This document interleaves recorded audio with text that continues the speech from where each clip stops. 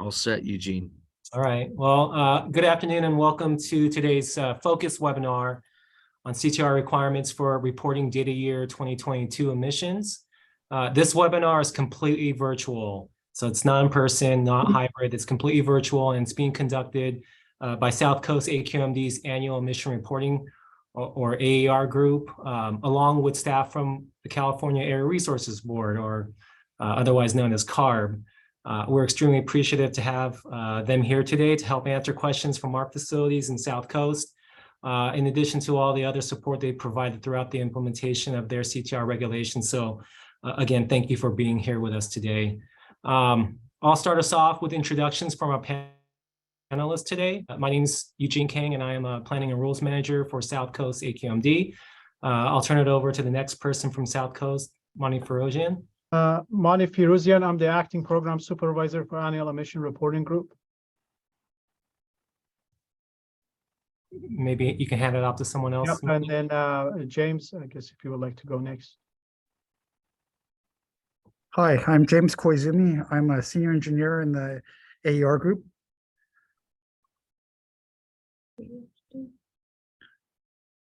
I think that might be all from our side. So maybe with Mena from CARB. Thanks, Eugene. I'm Mena Shah at the California Air Resources Board, and I'm the Chief of the Special Assessment Branch, and I work with John Swanson. I'm John Swanson. I'm the Section Manager for the Criteria and Toxics Reporting Regulation that we're going to be discussing today. And then the other lead staff from our section is Daniel Sloat. And I'm Daniel Sloat. I work on the CTR regulation. All right, great.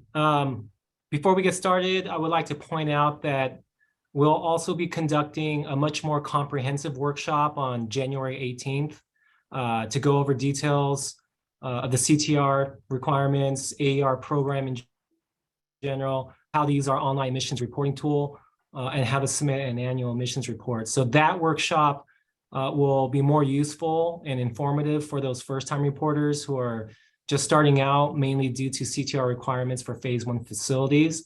Today's webinar is more geared for facilities. Those facilities are already familiar with the emissions reporting program. So we'll be highlighting specific CTR requirements for next year, in addition to a walkthrough of our updated online reporting tool features. So you can see the new features, how to navigate through the tool to get to those points. And then again, those features are added to accommodate compliance with the new CTR requirements.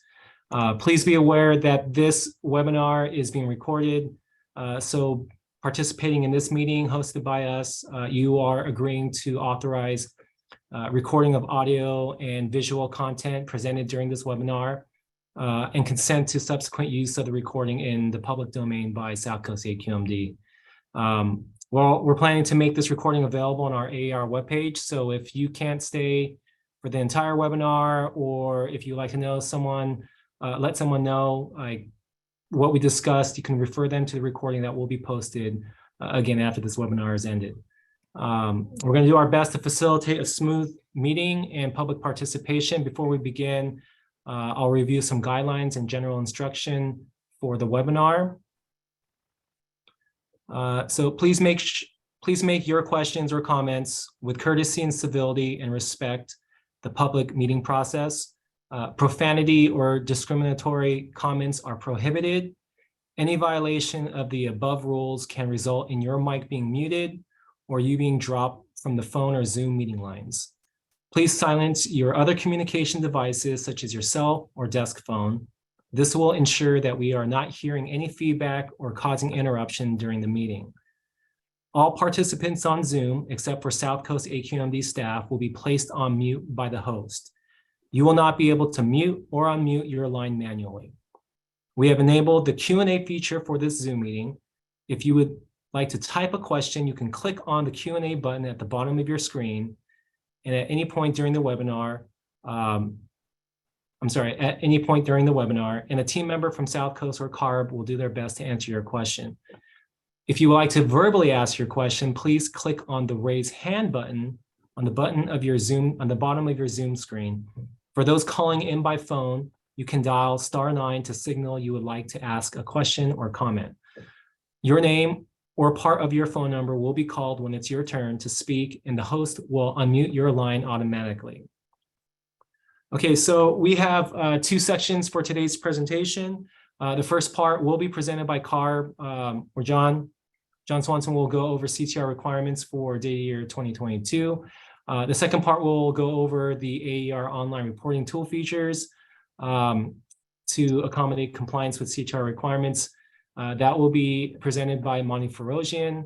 We'll try to take a pause after different sections are covered to allow for any verbal questions that the audience may have. And so with that, I will turn it over to John to present the first section. Take it away, John. All right. Thank you, Eugene and Mani. Again, we already have a question in the box, question and answer box. I think we'll get to that in a few minutes. But again, let me introduce myself. My name is John Swanson. I manage the section at CARB, the California Air Resources Board, that is involved in this relatively new regulation. I want to thank the staff and management at the South Coast AQMD, whom we are collaborating with to provide information on the new requirements under this regulation, and we'll be working with them to implement the collection of data under the reporting requirements. You can go to the next slide, please. And we'll be talking mostly about reporting applicability under the CARB regulation that is being implemented by the district. And I'll also go into some background information on the regulation itself. Next slide, please. So first of all, what is the CTR? The regulation for the reporting of criteria air pollutants and toxic air contaminants, or CTR for short, is again a relatively new statewide reporting regulation developed by the board staff here at CARB and approved by the board. CTR applies to specified facilities, that is, facilities that are fall into certain categories as described in the regulation. It applies to those facilities that have been issued a permit to operate by the local air district. So the first criterion to determine applicability is, do you have a permit to operate issued by the local air district under the statewide regulation? If you do not have any permits to operate, you're not subject to this, but you still need to comply with district rules and requirements. If you do have one or more permits to operate issued by AQMD, then you're potentially subject to the reporting requirements under CTR, which requires specified facilities, again, as described in the regulation, and we're going to go over what categories those are and a phase-in period as well. It requires, if you are subject to the regulation, requires you to provide either emissions data or the activity data needed to calculate emissions and provide that information to the district as directed by the district. So activity data includes things like fuel use, if you have, for example, a natural gas boiler, something like that, the amount of material produced, or other throughput parameters that are used in conjunction with emission factors and other methodologies to estimate what the emissions are, the airborne emissions from your facility. So it requires you to provide that information to the local air district on a specified schedule. The district then compiles that information and sends it to CARB, and we maintain a centralized database of emissions from stationary sources at CARB, and we'll go into that process in more detail. Important to note that you do not need to report information directly to CARB unless you're directed to do so by the local air district, and we will only request information directly from a facility only after we've consulted with the air district. So the air district is the pathway for this information to be reported to us here at CARB. After this multi-year phase-in period, which goes across about 6 years, Eventually, CTR will require annual criteria pollutant and toxics emissions reporting for virtually all permitted facilities. There will be a few exceptions to that, but most facilities will be involved in reporting emissions data, or again, the activity data needed to calculate emissions on an annual basis. We're going to try to make that as efficient and as the least amount of burden possible on both facilities and districts. But having said that, it will require some additional effort at the district level and by facilities that are permitted. And during the phase-in, certain facilities will need to report data to the district using the district's online AER reporting tool. And we'll discuss who and when in these upcoming slides. Next slide, please. So just a little more history on why CTR was developed. It was developed to acquire additional data on emissions from stationary sources that are needed for several air quality programs at both the state and the air district level. So there will be changes. Many facilities do report these emissions already to the district, and those data then do come to CARB. But facilities that have historically not been provided to or required to provide that information will be coming into this program as a requirement. And again, we're going to talk about how to provide the data and make that process as efficient as we possibly can. So there's basically two bills that required us to develop this regulation and implement it.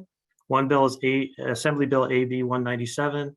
It requires CARB to provide information to the public regarding emissions of these substances from stationary sources at the sub-county level, and we need to provide that on our website. So we will need to provide or collect more facility-specific emissions data, including emissions from smaller sources than we currently collect. And then that data is available to residents, particularly of heavily impacted communities, so that there's transparency in what's the pollutants and the amounts of those pollutants being emitted from stationary sources in their neighborhoods.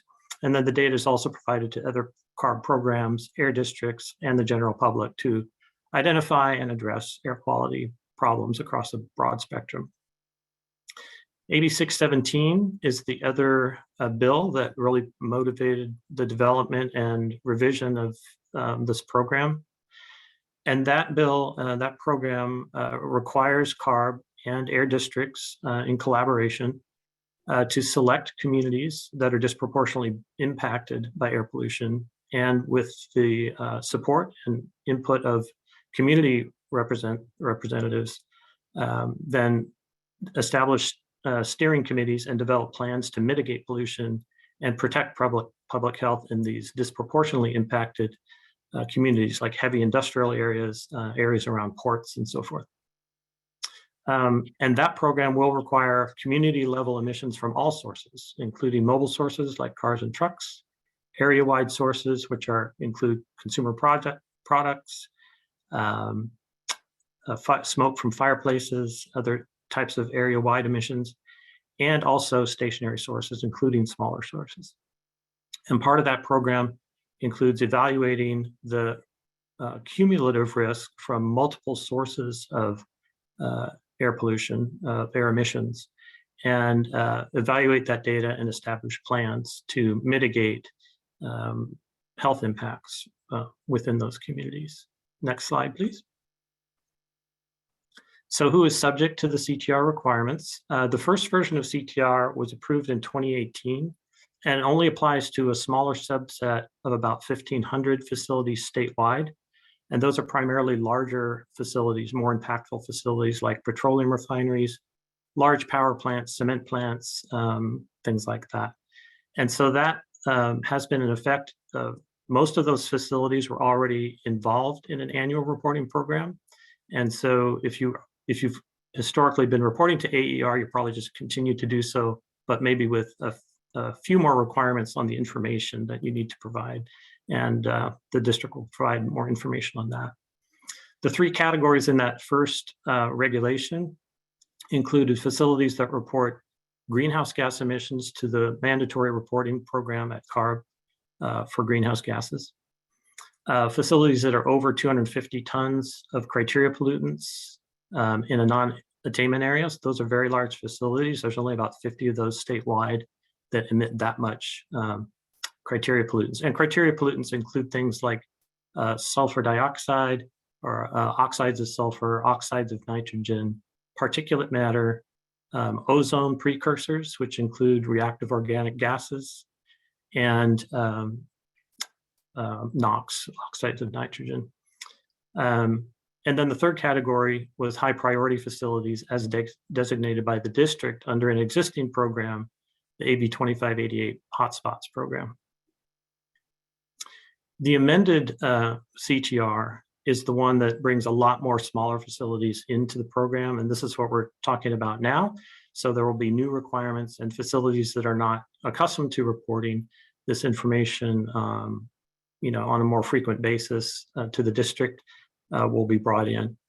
And the three categories that I mentioned above will continue to report. That includes any facility already required to report to the AER tool.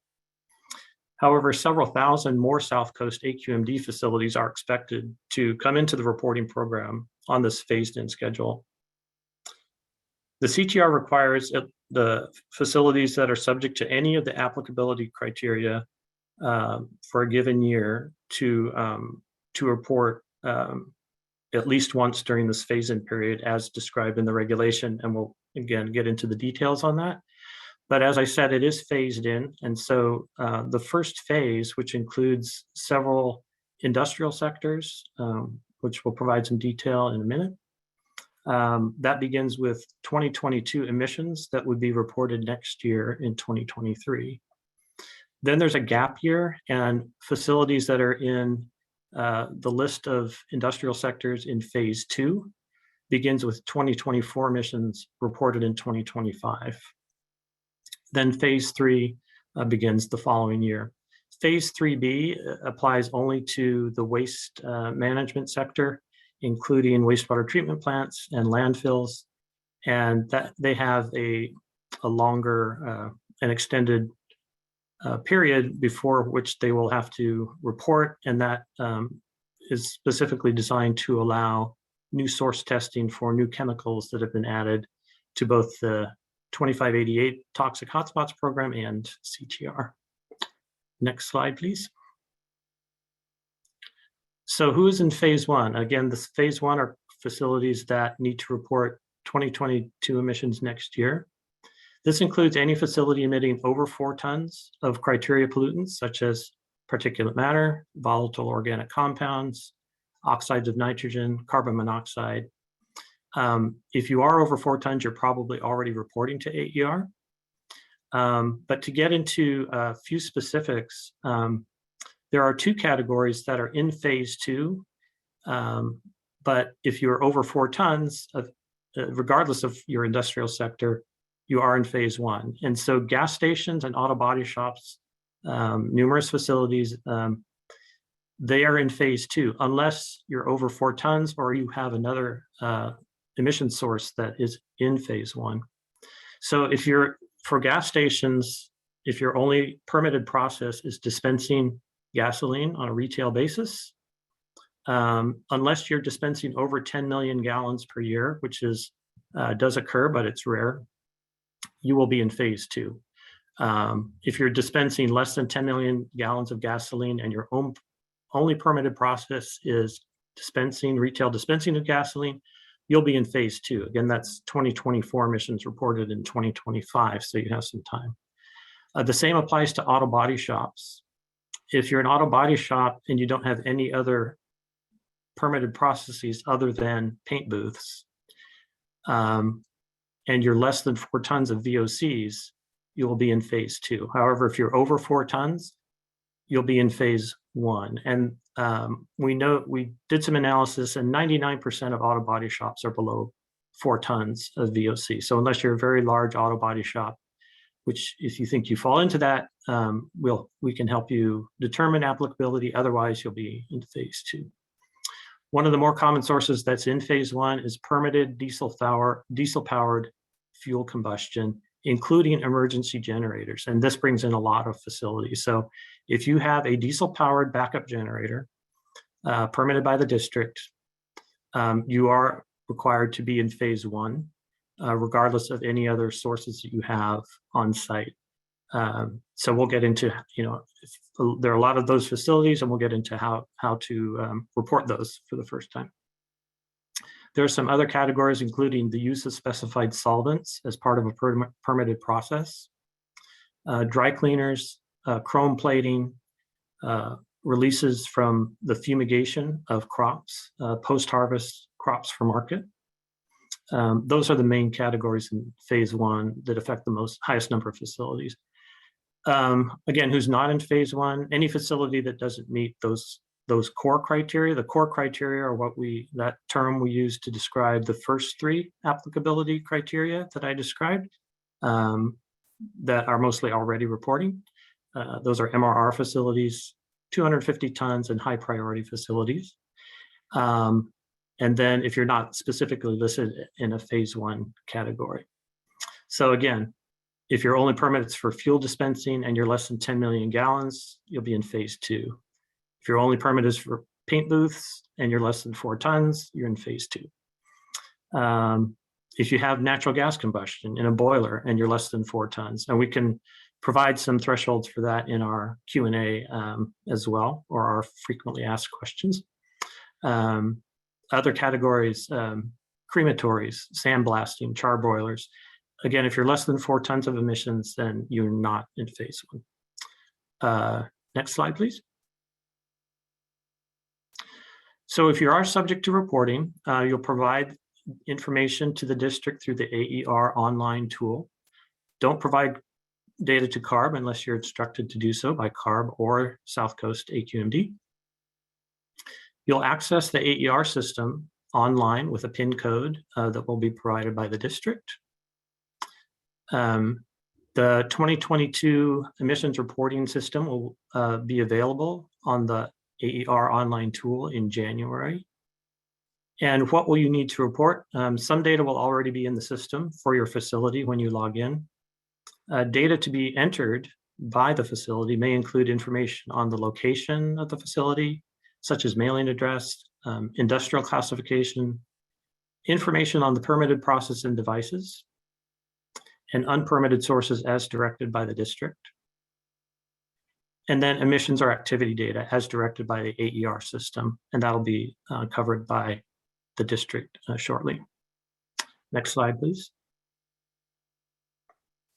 What else is new for this 2022 emissions reported next year? For facilities that do report greenhouse gas emissions to the MRR program. So if you already report greenhouse gases to CARB directly, that's about 600 facilities statewide. And then if you're over 250 tons, permitted to emit over 250 tons of a criteria pollutant, you're going to also be required as a new element, you'd be required to report emissions or estimates of emissions from portable diesel-powered engines that are used on site, regardless of ownership or permit status. And that includes contractor engines and PERP-registered engines. You can report that data for individual units or as an aggregated sum for all portable engines. And you can use best available methods and data to make those estimates, including engineering estimates, if information is not available on the number of engines, the amount of fuel use or hours that are operated on site, and default emission factors can be made available for estimating those emissions. For core facilities also, you'll need to, if you haven't already, report stack parameter data. So if you have a smokestack, for air dispersion modeling, we require the stack height, the diameter, temperature, flow rate, and velocity. Again, this is just for GHG reporters and 250-ton facilities. There is a list of new toxic chemicals to be reported if they are emitted by a facility. And then if emissions of a toxic substance cannot be quantified because there's no method or emission factor available, as an alternative the facility may report the amount present, used, or produced on site during the year, just to get an idea of the volume or amount that of these substances that could potentially be emitted. There is a provision for abbreviated reporting for some sources, and that includes standby engines. Again, several thousand facilities will have nothing more than a permitted backup generator. And abbreviated reporting makes it a little easier for such facilities by having emission factors pre-populated in the tool. And you'll only need to report activity data as directed by the district. Next slide, please. That's it for our part of the presentation. I know that's a lot of information. I'll start looking at these questions. My contact information is available there, and Daniel Sloat, the lead staff. We also have a website for our program. And as part of that website, we have guidance documents and frequently asked questions. And I believe that is it for me. I will turn it back to Eugene or Monty. And do you want to address questions now? Yeah, I think maybe we can pause here to answer some of the questions. I think there was a hand raised. There's 2 hands raised from the audience for the participants. I can go ahead and allow to talk if you guys are ready. Luke, I'm going to go ahead and allow you to talk. And you may need to unmute after I.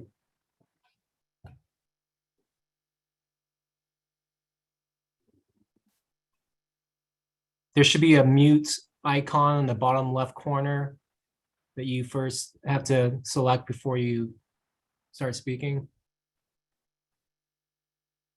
Sorry, I accidentally pressed the wrong button. We can hear you now.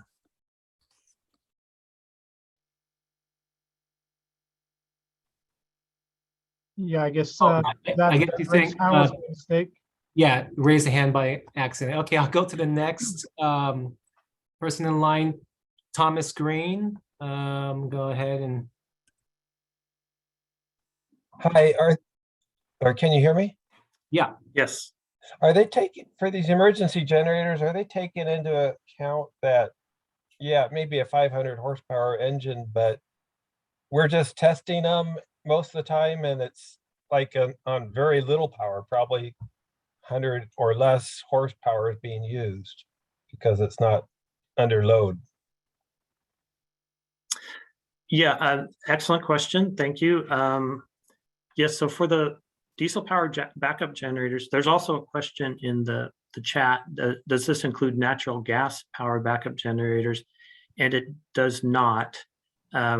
It's only diesel powered engines. And we're aware that most diesel powered backup generators that are permitted by the district are periodically tested, monthly or less than monthly, and then are used when there's a power outage, a grid issue. And we're aware that the total emissions from these units are small compared to other sources of diesel PM, including on-road diesel emissions from diesel-powered vehicles, trucks and buses, other sources. Again, the reason that these smaller sources are coming into an inventory, an annual emissions reporting program, is basically for transparency and to allow the assessment of risk from multiple sources. And we just can't, the people that are looking at health risk from cumulative sources will need to have information from all of these different sources. So with regard to your question on load, we don't prescribe a methodology to estimate emissions. You can work with the district on that. Sometimes a load factor is applied. Sometimes a load factor is not applied, and it's essentially a worst case scenario, of emissions based on the amount of fuel used or the amount of time that the engine's operated during the year. Okay, yeah. because I have about 20 of these I'll have to report on. It just seems like it'd be better to lump them all together because I could tell how much fuel was used combined, but I couldn't tell separately. Okay. Yeah, again, we're very, at this point, for to comply with the regulation, we're very flexible on methodology. That is how you estimate the emissions. I don't know if the district, if district staff want to make any comment on that now or not, or we can work on providing additional guidance. Eugene or Monty, I don't know if you want to address. I guess, we touch on I guess the equipment and aggregation and engines mostly going to be portable, but I guess I can try to address it there as well. But as far as aggregation, if these are equipment that are permitted by our district, so they have a district permit, we want them to report individually. Thank you. Yeah. Individually permitted engines, I believe, will need to be reported individually. As I was discussing the portable engines that move around from one place to another, the reporting of those engines is under CTR is only required for those two categories of facilities. 250-ton emitters or higher, and facilities that report greenhouse gas emissions directly to CARB. So that's a relatively small group, and there's those emissions can be reported as an aggregated number. Okay, thanks. Okay, thank you so much, Thomas, for your question. Next, I am going to call on David Rothbart. David, if you would like to go ahead and unmute, we'll take your question. Thank you. Can you hear me? Yes, we can.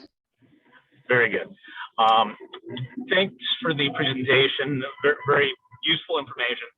I have a question, and representing the Southern California Alliance of Publicly Owned Treatment Works, I have my usual question about the wastewater sector, waste sector in general. I appreciate the clarification, John.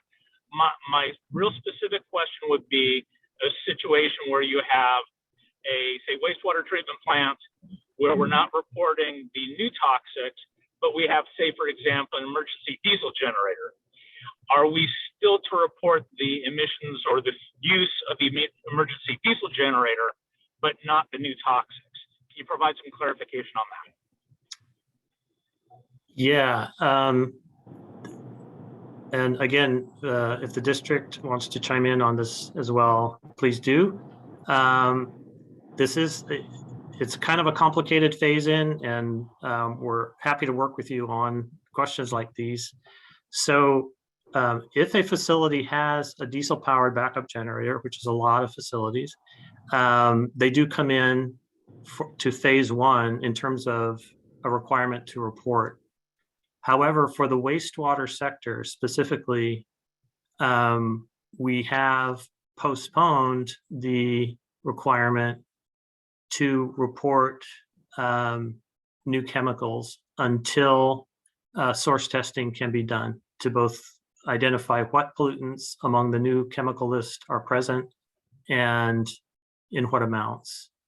So if you are a wastewater treatment facility and are subject because of any of the criteria other than being a wastewater treatment facility, that is, if you're over 4 tons, if you're in one of the core categories, or if you have a backup generator, you are required to report, but the chemical list and the methodology used can be the existing chemical list and the existing methodology that was used to permit the facility. Great, thank you. I appreciate the clarification. One more clarification as far as the permit to operate. In South Coast, usually we get permits to construct that allow us to operate. And I assume in that case, if you have a PTC, we'd still be reported. Is that correct? Correct. That's a correct assumption. Because the permit to construct is a temporary permit to operate for the facility. So if you're operating, you can, report. Very good. Thank you. Thank you so much, David, for your questions. Now I'm going to go ahead and call on Edward Krishnani. You can go ahead and unmute to ask your question. Yeah, can you guys hear me? Yes. Yes, we can. All right, thank you so much. Really appreciate for CARB and South Coast presentation on this one. I want to clarify regarding the abbreviated reporting. So suppose a facility are need to do reporting on a phase 1 because they have a diesel emergency generator.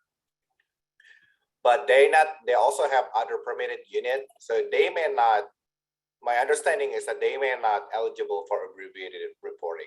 Is that correct? Correct, Edward. And then we're going to have a big, part of our presentation dedicated to abbreviated reportings and how we address them in the reporting tool. So I'm sure all of your questions will be answered there. All right, thank you. Reporting.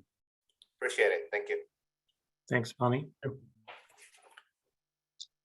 Looking at the list, we don't have any more hands raised. I'll give it 1 second. If anyone has any questions specific to the CARB portion of the presentation they would like to ask now, please raise your hand using the button located on the bottom of your screen. Seeing no further questions, I'll turn it back to AQMD staff to continue the presentation. All right, thanks, Jennifer. So yeah, we can just switch over now to Moni Farosian. Again, he's going to give a presentation on the AER reporting tool and the specific, the new features that we've added to accommodate compliance with CTR requirements for next year. Take it away, Moni. If I could have the slides, please.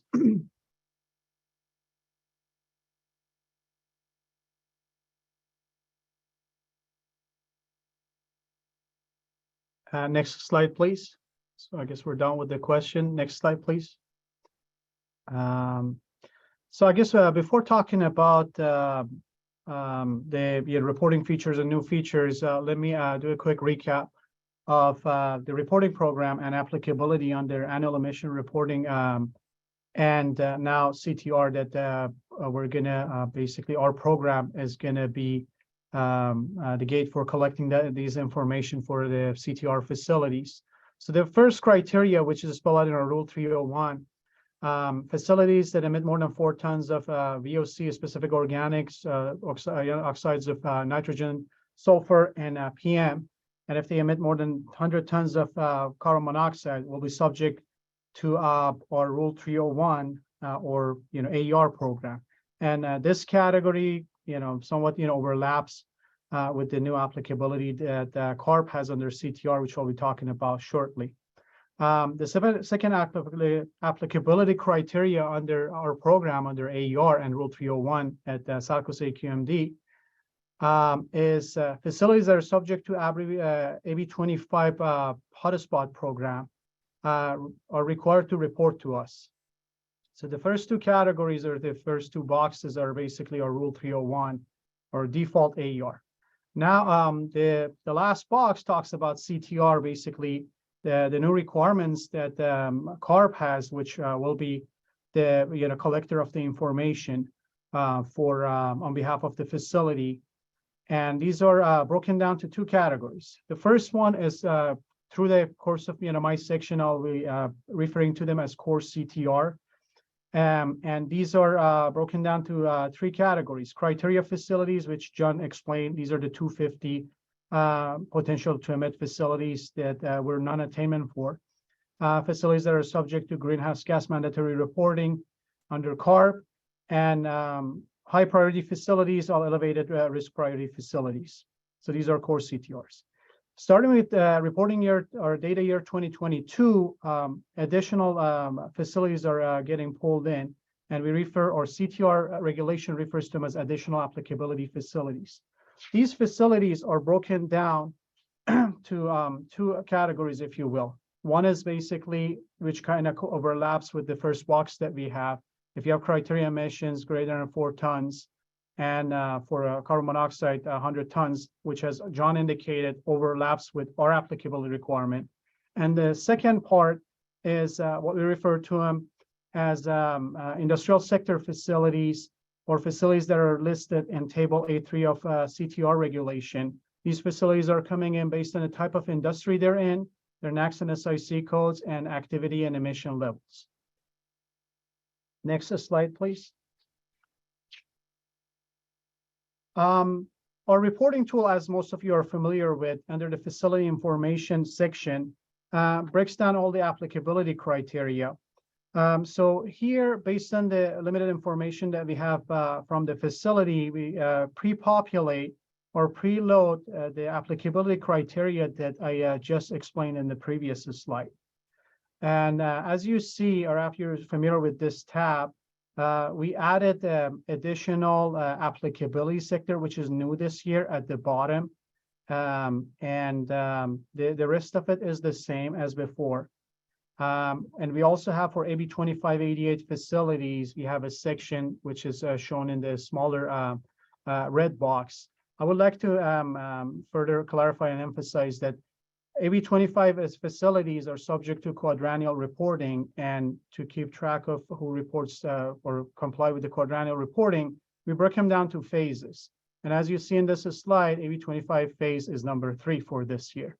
So these facilities are reporting their quadrennial list of toxics for data year 2022. I'd like to emphasize that this phase number is different than the additional applicability phase 1 that CTR has. So be aware of that. And I'd like to emphasize that we try to pre-check or preload this checkboxes to help facilities to understand what we think their applicability is. But please, please, please, if you start reporting and you come to this page and you don't agree with this, please let us know. We also creating a guideline document this year, which we call them a guideline for annual emission reporting exemptions. So if based on the changes that need to happen here, there are certain permutations that if you have that, or after the proposed changes by the facility, you have those permutations, you don't need to report, such as if you don't have a permit with us and whatnot. So in that guideline, we also spell out what we would like to the facility to do in the reporting tool, as far as providing additional information to us without saving or without without submitting the report. So for the future years, we can use that additional information, so we don't basically notify you or pull you into our reporting program because you're not qualified. Next slide, please. What is new for data year 2022 for AER? Next slide, please. As you know, with the additional applicability facilities that's coming in through CTR new regulation, we expect a lot of more facilities to report through AER program. So we're extending our deadline to May 1st, 2023. That's additional month and a half for facilities to basically get a hang of a reporting tool and to be able to report. As indicated, this year we're going to have additional applicability facilities under CTR. We answered some questions in the beginning of the presentation. For CTR facilities, we're going to make basically a longer list of toxics available for these facilities. So for referring back to David's question about the waste sector, so the list is available for your facilities, but basically you can select what to report. And then if there you get extension as far as additional toxics that need to be reported, you have the freedom of not reporting it. Abbreviated reporting option is a new feature that we're adding to the tool, and that's a new, criteria that is introduced in the CTR new regulation. As was indicated, core CTR facilities are required to report their release data information. And we also providing capability for facilities that are subject to CTR, and we'll be reporting additional toxic list in table B2. So if they cannot use the best available method to basically accurately calculate their emissions, they can report their usage or production of toxics. in lieu of reporting emissions, and new features for the portable equipment reporting. I'll be having a section of my presentation in the following slides talking about every single of these new features. Next slide, please. So AER reporting tool and reporting process. Next slide, please. So as a lot of you are familiar with our reporting system, we have an electronic reporting tool. The link is provided and in this slide. And the tool requires after the user create an account with the reporting tool, they can access the facility of interest by entering the facility ID and PIN number. And the PIN number were provided in a notification letter that was sent out to all the pretty much permitted facilities in our jurisdiction on October 20th. I would like to emphasize that for the course of this presentation and for the live demonstration, I'll be using a different link. This is an internal beta version of the reporting tool. So be aware that the link that you may see on the screen for the live demonstration is different than this. And that is basically for internal use because our this is a beta version and our IT department is still working on the reporting tool to prepare it for the next reporting season. It's going to be fully operational available on January 1st. So if you try to log in right now, the 2022 data year report is not available yet. So you got to wait till January 1st. Next slide, please. So general reporting sections prior to data year 2022 are listed here. I'm not going to go through all of them. But so this year, depending on type of facility you have, we're going to have additional features and additional sections available. Next slide, please. So this slide kind of specifies what additional features or sections reporters will be having or have access to. Core CTR facilities, as indicated, they need to report their release locations. So they're going to have a page to report their release locations. These facilities are CTR, so additional list of toxics is going to be available to them. And also they have the functionality that allows them for CTR table B2 toxics to be able to report their production and usage if they cannot, based on best available methodology, estimate their emissions. For AB 2588 facilities, they're also CTR. Again, they can select from the long list of toxics, including CTR table B2, and they can report those table B2 substances, production and usage in lieu of emissions. And if you're not a core CTR or nor AB 2588, that's where Edward's question come into the place. You're going to have a feature called abbreviated reporting. You also have additional list of toxics, and you can report toxic substance usage and production. Next slide, please. New reporting features. Again, I would like to emphasize what I'm, we'll be talking about or will be demonstrating as far as or tool demonstration on the new features that I'll be demonstrating in the slides and the this section of the presentation. This is a beta version. Some of the text and cosmetics of the pages may change between now and January 1st, but the main functionality of the tool is going to be what I'll be demonstrating. And I guess I take the opportunity to again encourage everyone to attend our January 18, 2003 workshop, because here I'll be only demonstrating the new features and I'm not doing a full walkthrough. But in January 18, we're going to have a full demonstration of our reporting tool. So if you're new to the tool, don't feel overwhelmed, don't panic. The focus of this presentation is just only the new features. Next slide, please. So abbreviated reporting, this is a new, criteria introduced by CTR regulation. It does not apply to core CTR facilities nor AB 2588 facilities. So if your facility is designated as one of these categories, you don't even see the abbreviated reporting features that I'm about to demonstrate on my live demonstration.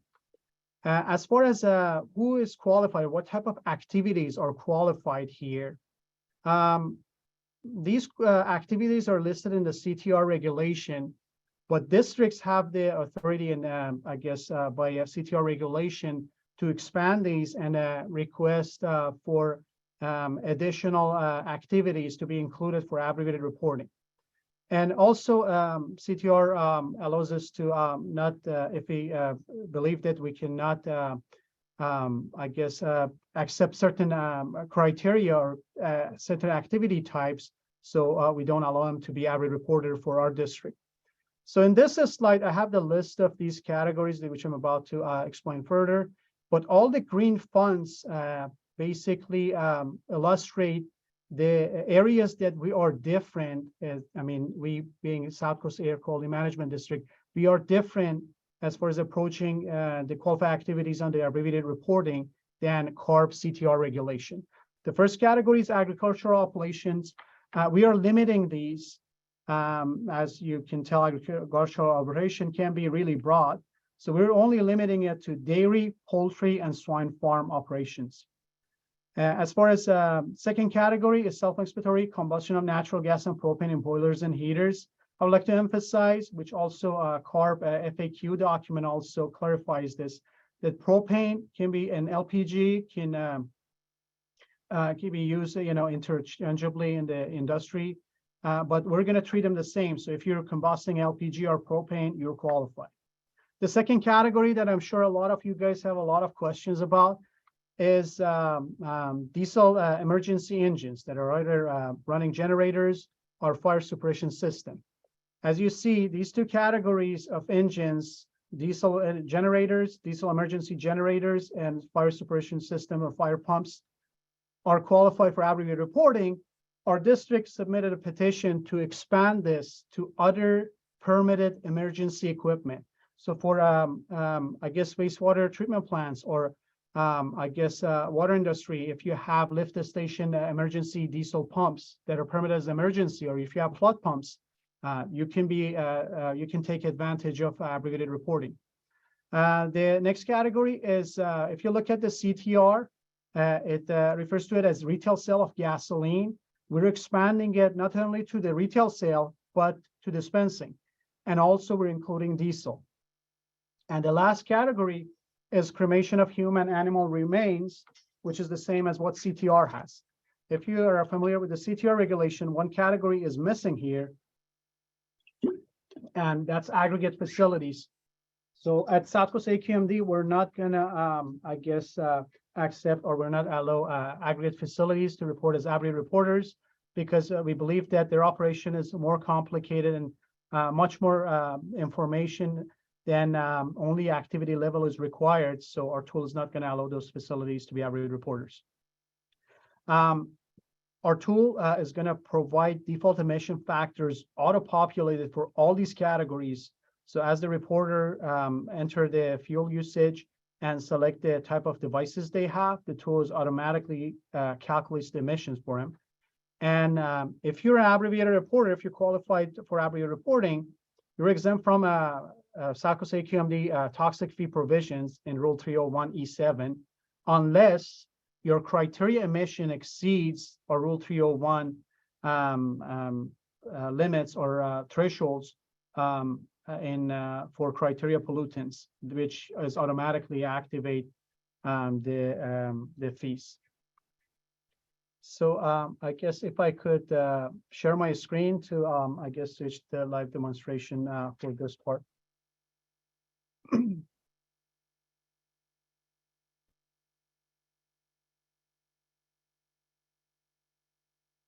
All right. So I have a facility that is a test facility. As indicated, this is a beta version of our reporting tool. And if I log into the facility, again, I'm not doing a full walkthrough of the features of the tool. I'm just targeting the new features. As you see for this facility, I have an abbreviated reporting page or tab to the left-hand side. And the reason is, if I go to the facility information, this test facility is only subject to CTR as a phase 1. It's not a core CTR, so none of these are checked. and it's not a AB 2588. If any of these are checked, your facility is not qualified to report as abbreviated reporter, so you're not even going to see this link. So let's go to that link. So this page, this is a new page. It spells out all the criteria that I just explained. So these are the activity levels that you're limited to these. You deviate from this, the tool is not going to let you report as abbreviated reporter. If you scroll down, there is an attestation. So you acknowledge that you agree with this, and basically you qualified and you only have these operations. There are 2 checkboxes for an acknowledgement. You need to check those. And once you check those, you can select abbreviated reporting, and it automatically saves your selection. Anytime if the facility, as they go through compiling the report, they deviate from these criteria or these activity types, the tool is automatically going to switch you back to regular reporting. And it also creates a table, summary table showing your deviation, basically where you're deviating from abbreviated reporting. So in case you make a change by mistake, you can go and fix it to be able to report as abbreviated reporting. This makes the reporting process transparent. So the reporters can have the option of, even if they're qualified for abbreviated reporting, you can still go ahead and report as regular reporter. And you basically see it's a full transparent process. And the next step, as you're, I guess, setting up an abbreviated reporter or facility, and the new features that we have is under combustion fuel. As I indicated, and as I, we had in that page, as part of the activity type, we don't only have equipment, we have type of fuel as well. So we updated our fuel combustion fuel tab to basically tell the reporter if the fuel that they're selecting is subject to abbreviated reporting as or not. As you see in this summary table for the pre-selected fuels that I already added here, distillate, LPG, distillate number 2, which is diesel, LPG and natural gas are qualified, landfill gas, residual oil are not. So let's add a new fuel. So I have a list of fuel that are not already selected. Let me ask propane. Remember, we said that propane and LPG, we're going to treat them the same, and they're basically qualified for abbreviated reporting. As soon as you select that, it tells you that this is qualified for abbreviated reporting. And once I save it, when I come to this table, you see a yes under this column. Now let me add a fuel that is not qualified for abbreviated reporter. Let's say gasoline. You don't see any disclaimer. As soon as I save it, it says no to gasoline as far as qualified fuel for abbreviated reporting. Let's go and add an emission source. This is our emission source page. I already have some, if you're familiar with this, I already created some sources that are qualified for abbreviated reporting: fuel dispensing, an engine that runs on diesel and some emergency, and a boiler that runs on natural gas. Let me add another device here. And so this is going to be a permitted equipment. I'm going to basically enter an arbitrary number for the application number. As you're familiar with it, it requires you to enter that, and then a permit number.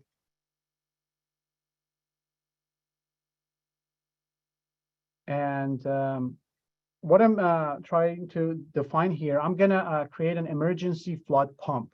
Again, this is where we submitted a petition to CARB, so we're opening the abbreviated reporting to all the emergency diesel engines.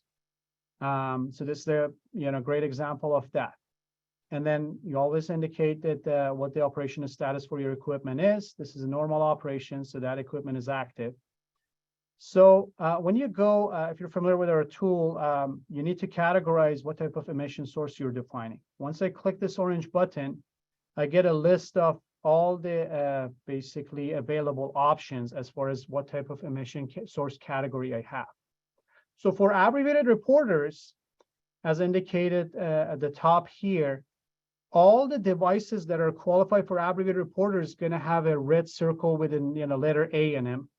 to tell the reporter that if you're selecting something, this is going to be qualified for abbreviated reporters. So as you see, boiler and heaters pretty much are all flagged. Crematorium or crematories are among the approved activities. Under the external combustion, you see pretty much engines are included. Spray coating is not among the approved abbreviated reporter categories or activities. Other use of organics, no, you don't see any red circle with A. Liquid storage tanks, here we have our fuel dispensing. So if you have a gasoline or diesel dispensing operation in your facility, they'll be subject to abbreviated reporting. So you need to basically check this category to report those. Fugitives, no. And then for the other processes, as this red disclaimer tells the reporters, it's only applicable to agricultural operations, pretty much livestock and crematory. In your slide decks, for this section, I would like to refer you to slide 26. Pretty much in that slide, we provided the permutation for these operations for agricultural and crematory. So basically, you can select it. I'm not going to go through the details of that in this presentation. But we try to, in your slide decks, we try to put the snapshots of the tool that you can use as a reference to kind of follow these new features through. And I guess for my example, I was defining a flood pump. So I'm going to select this category under internal combustion, and it has a red circle, so it's qualified. Once you select an engine, remember, it has to be emergency, and it has to be diesel, it has to be engine, right?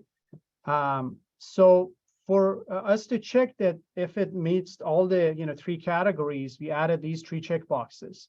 So for your engine to be qualified for abbreviated reporter, it either has to be an emergency generator or emergency fire suppression or fire water pump, or other permitted emergency engines. In my case, it's a flood pump, and it's an emergency flood pump, so it's permitted as emergency. So I'll be selecting this.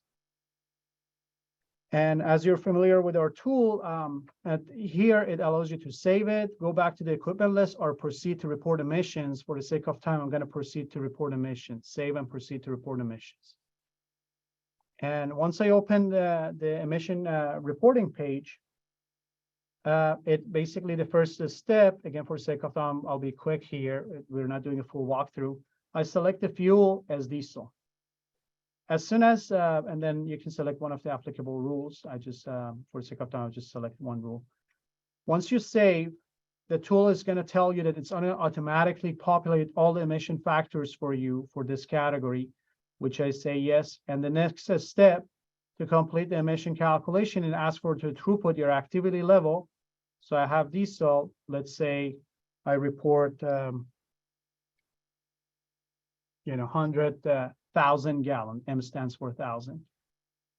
And once I enter that, all the emissions are populated. So for abbreviated reported categories, all the emission calculations are at as soon as you enter the type of fuel and type of the amount of throughput, automatically everything gets calculated for you.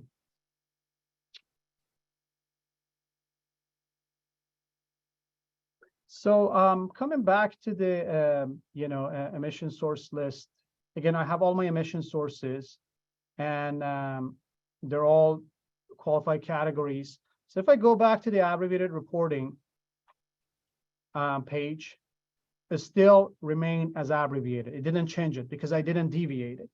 But for the sake of, I guess, the training and demonstration, let me see, and then getting back to Edward Krishnadi's question, let me go and deviate for some of these devices from the approved activity categories. Let's see what happens. So I have a boiler here. It's natural gas. If I open it, and as I indicated, it's natural gas, so it's qualified. Let me change the fuel to diesel, which is not qualified for this type of equipment. As soon as I save it, it wants to overwrite all the emission factors. Again, it auto-populates and asks me to enter the throughput. I enter 1,000, let's say 1,000 gallons, 1,000 gallons, 1 million gallons. Save. So it automatically updates everything. let's add under, again, emission sources that I have. I added the emergency engine, right? If you remember, we just added it. Wrong button. If I go to the profile, remember I told you for the engines, you have these categories, you need to select one. Let's say, I didn't select this, and I save it and go back to the equipment list. And then let me add a new equipment. I'm going to skip the permitted part to just, for the sake of time. And let me add a spray booth. The spray booth, there is no, red circle with an A, so it's not qualified. Let me just add it. See what happens. And of course, I guess I select, I enter a spray booth here. So let me save it. And so that equipment is added. So I have that spray booth added. Now, if I go back to the abbreviated reporting page, despite the fact that in the beginning of reporting, I selected to be abbreviated reporter, automatically forced me to be a regular reporter. And it gives me this red disclaimer that you deviated and you disqualified yourself. And it's going to create a table which tells you where you deviated from these categories. The first one, remember, I added a booth, right? And so it's basically telling me the spray booth is not approved for abbreviated reporting. It also gives me a link so I can go and correct it, which is what I'm going to be doing shortly. Since this, toggling and switching is happening in the first step, for the reporters not to miss this change, we also show the same selection at two different places in the rule and in the tool that reporters always check before submittal. The first place is the fees. I'm sure all of you guys want to know, and everyone wants to know that how much your emission fees are, right? So once you go to the fee summary page, it shows you that selection. That hey, your abbreviated reporting was changed to regular.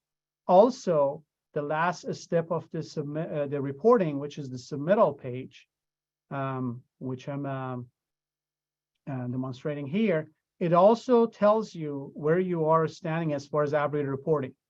So even if you deviate and you miss it, before pressing the submit button, and when you check your fees, you're gonna be made aware of this change. So let me go back again, that deviation table, we also showing it in the submittal page so you don't miss it. Now going back to the abbreviated reporting page, and if I go down here, let's say I added a spray booth, let me, and then it allows me to go directly to where that deviation is to fix it. Let's say to fix it, I'm gonna delete this spray booth. So I delete it. And then going back to the abbreviated reporting page, see one of the deviations got eliminated. The second one is the fire suppression, emergency. Basically, I have an engine, it's diesel, but it's not emergency. So it's basically disqualifying me from abbreviated reporting. Again, I come here, as I indicated, I'm going to emphasize it for the third time. For a diesel engine to be abbreviated reporter, you need to check, you need to qualify under one of these checkboxes, and one of these checkboxes need to be checked. In my case, it's a flood pump, and it's emergency flood pump. It's permitted like that. I'm going to select this and save it. That took care of the one of the other deviations. And the last one is basically the selected fuel is not approved. If I click on it, it takes me to that boiler page where I initially had natural gas. I put it back as natural gas instead of diesel. It auto-populates the emission factors. Again, because the type of fuel is changed, it's asking me to re-enter the throughput. And I'm going to have natural gas and million SCAF. And going back to the abbreviated reporting page, all the deviations are taken care of. Again, it's going to automatically putting me back as abbreviated reporter. So the tool is smart. It tries to do all the checking for you. And then it also demonstrates where you stand as far as abbreviated reporting at different steps, so you don't miss if you deviated and you're changed back to regular reporting. But as an abbreviated reporter, again, I would like to emphasize this, that you have the option of changing and reporting as regular. even if you're qualified. So the tool allows the reporter to go that route too. So that concludes my demonstration of abbreviated reporting feature. If I could go back to the slides and go to slide 30.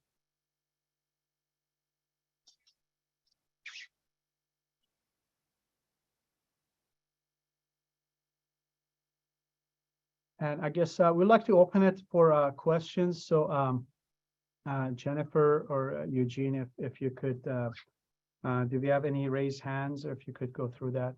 We do not currently have any raised hands. If you would like to ask a question at this time, please use the button on the lower portion of your screen.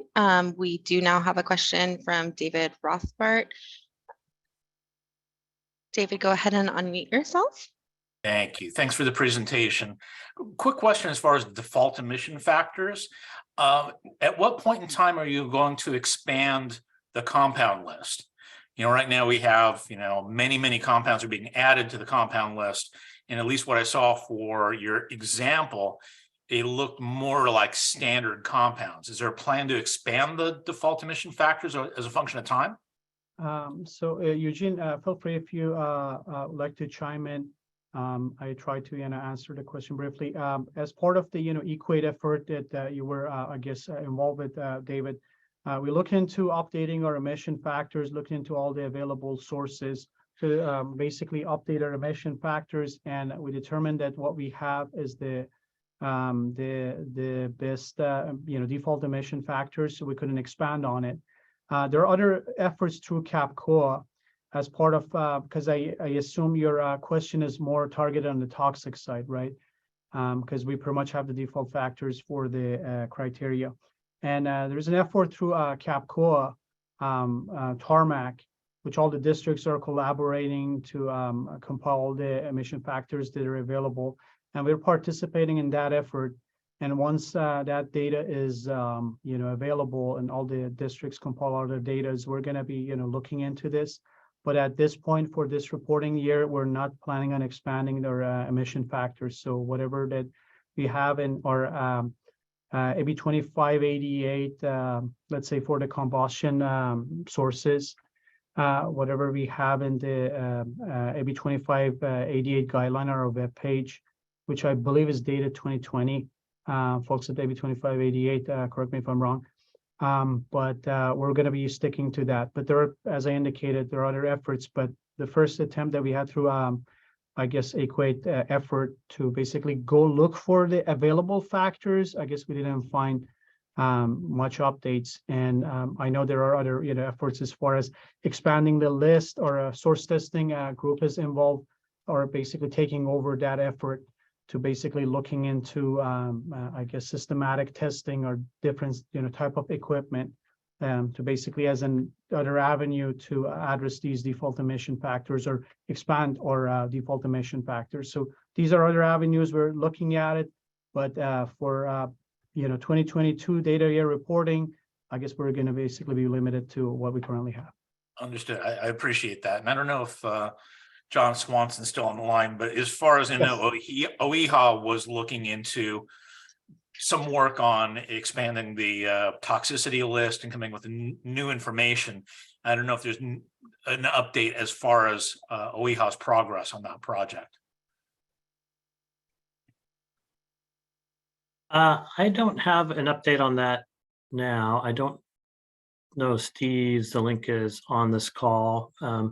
We can follow up with you directly though, Dave.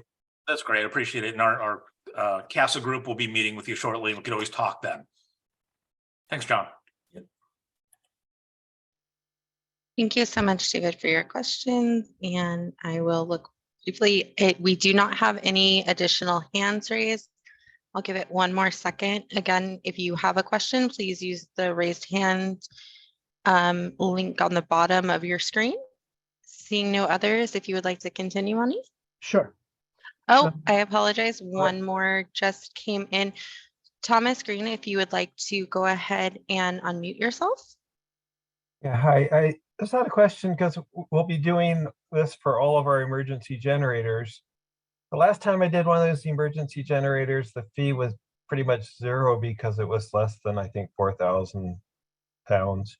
Is that pretty much similar this year, or has the fees gone up significantly? I guess as far as our fees, again, I tried to answer it, but if you would like, you can send an email to aer@hmd.gov because your question is more geared up toward your facility. But our fees are, I don't know when the last time that you reported was. In 2019, we expanded it or toxic fees. So that depending on if you reported after that or before that, you may see changes.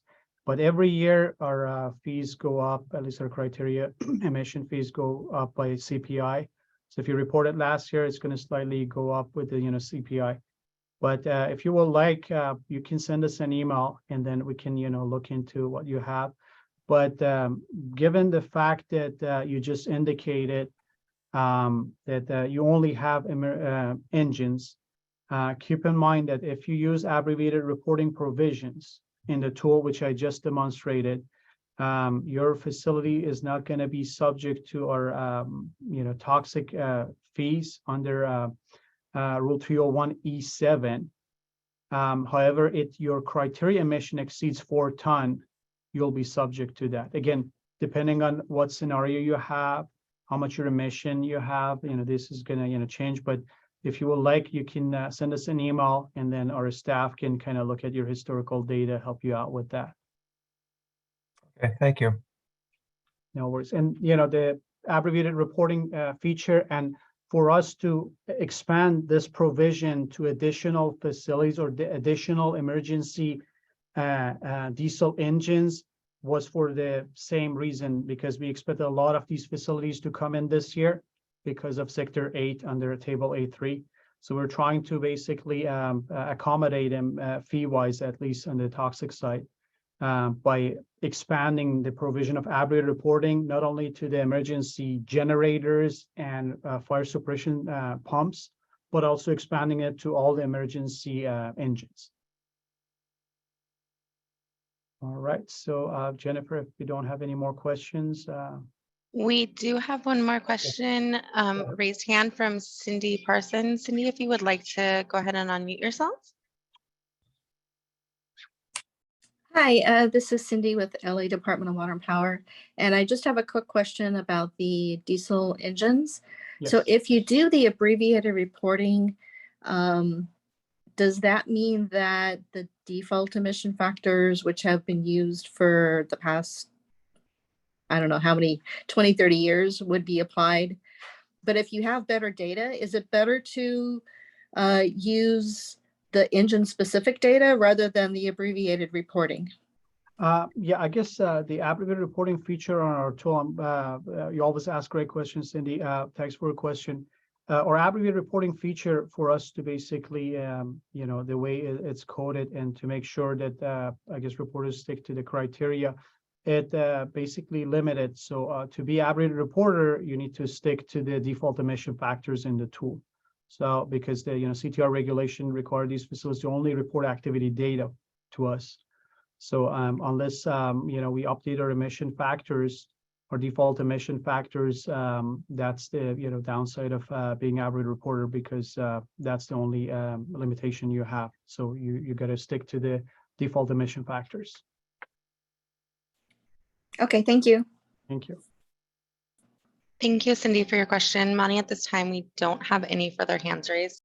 All right, great. So let's go to slide 31, please. So now let's talk about release location. This is a new criteria for or requirement for facilities that are subject to core or core CTR facilities, GHG-MRRs, 250 tonners, PT, non-abbreviated, non-attainment at our district, and high priority facilities as far as toxics.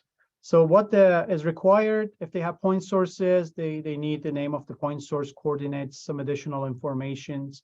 And then if the type of release location is volume, which we're going to recognize fugitive components and other type of volume sources, and portable equipment as volume type release locations. And it also allows the reporters to link any release location that they define to a process, an emission process. If you're familiar with our program, all the emission sources are broken down to the processes. So every single process, if you're one of these facilities that are subject to release location information reporting under CTR, all your processes need to be linked to a release location. And if I could go back to the live demonstration.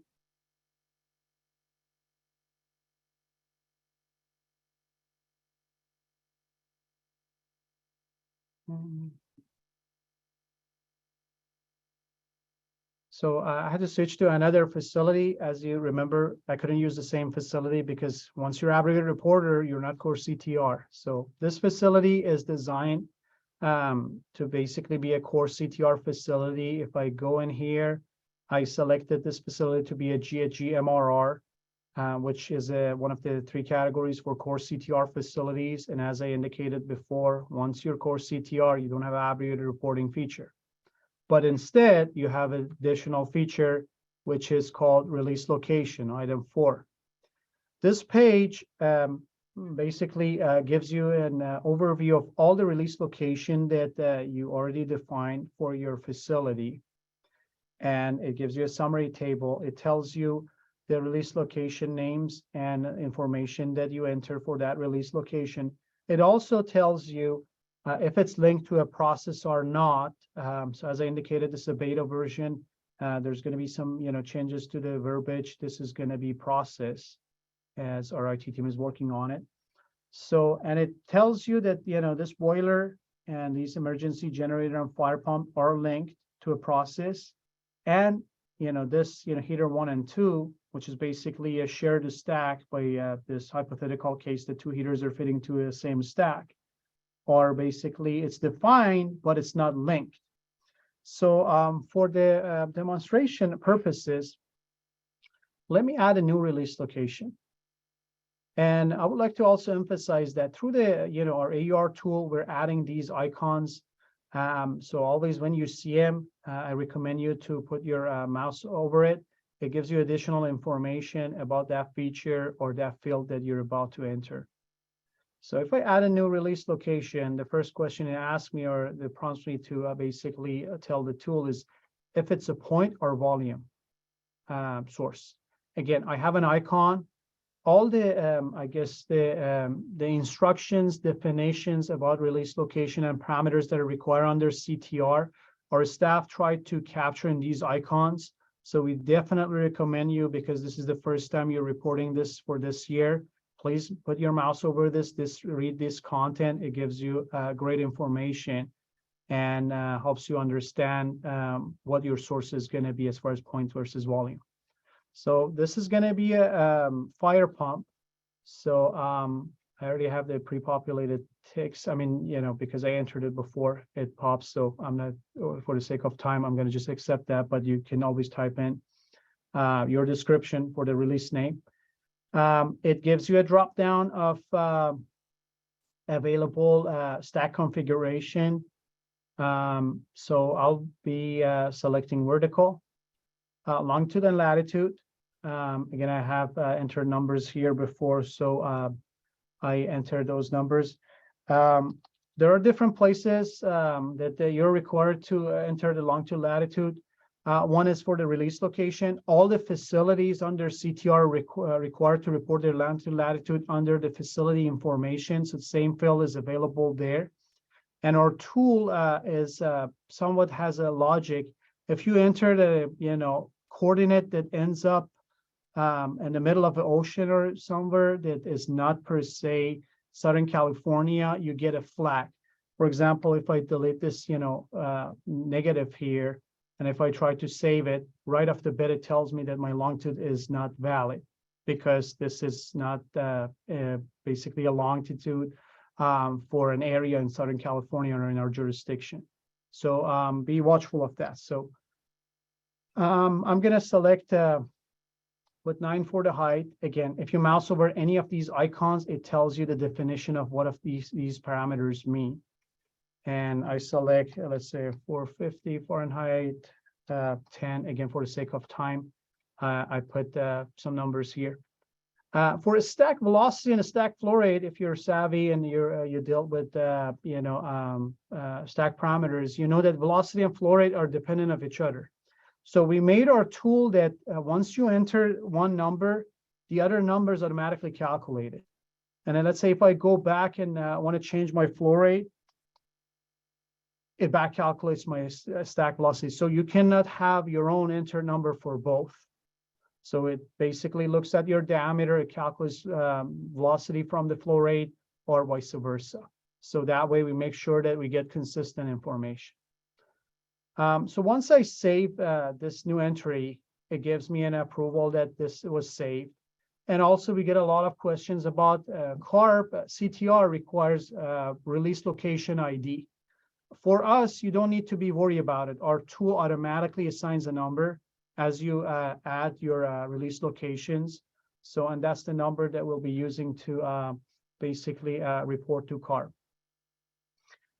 Once you define your stack in this page, when everything is saved, the tool allows you to basically link that stack or that release location to an available process by this orange button down here.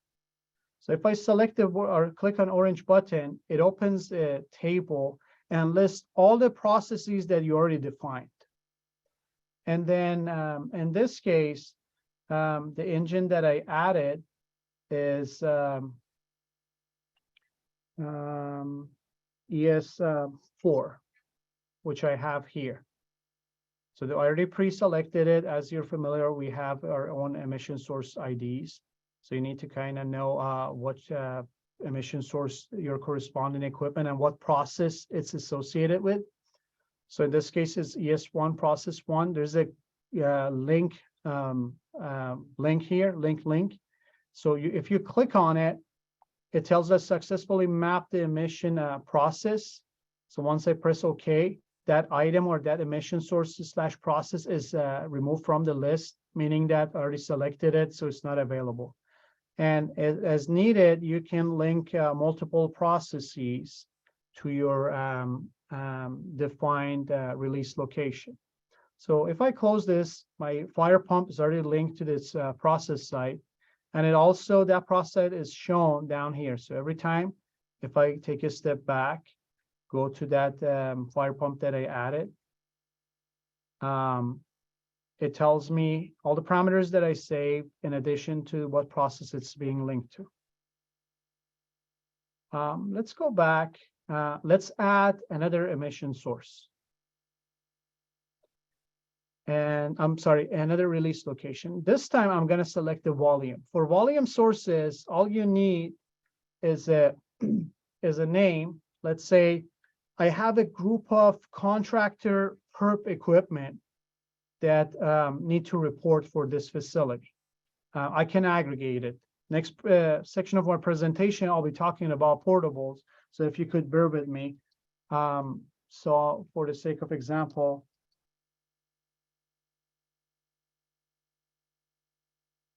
and for the equipment, as I indicated in response to that question in CARB's section of the presentation, we allow aggregation for the equipment, for the portable equipment, and the facility doesn't own. So if your contractor brings 10, 15 engines, you can aggregate them. We allow that. But if you have portable equipment that the facility owns and is permitted with us, we want those to be reported individually. So portable equipment, as they move, we're going to basically want the facilities to report them as volume because they're not at set location. And as far as longitude and latitude, for portable equipment and fugitive, you can use the longitude and latitude for the facility or a central, that basically area that these equipment were operated. It's the facility call. Once I enter that information, I can save it. And going back to I can link it to an equipment that I have, and which I already demonstrated. Going back to the release location table. So volume sources, you can tell by looking at a table because they require less information. So all the, those columns are blank for them because you only require a name, longitude, and latitude. And as you see, I have a heater that is still not linked to a process. By clicking on the link to the left side, I can specifically go to that device and I could link him. As I indicated, you can link two different processes to the same release location.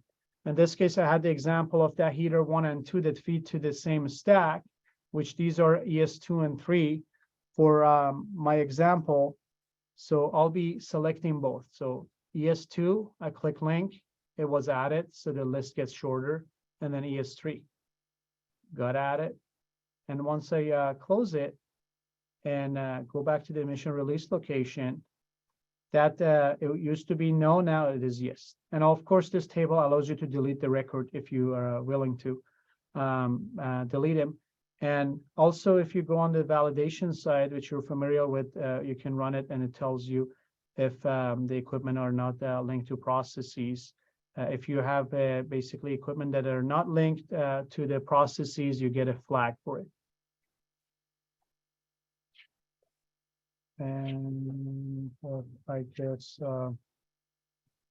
just going through my notes, making sure I touched on everything. So yeah, I guess if we could switch back to the slides and go to slide 37 to open it for questions on this new feature.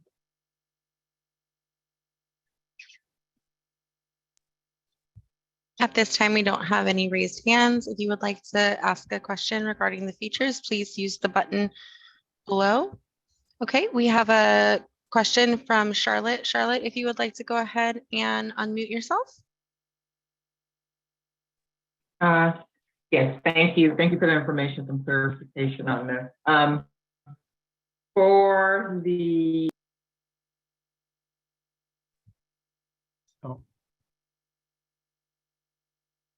I'm so sorry, Charlotte. If you can unmute yourself again, yes, I apologize. I hit the wrong button. Okay. That's okay.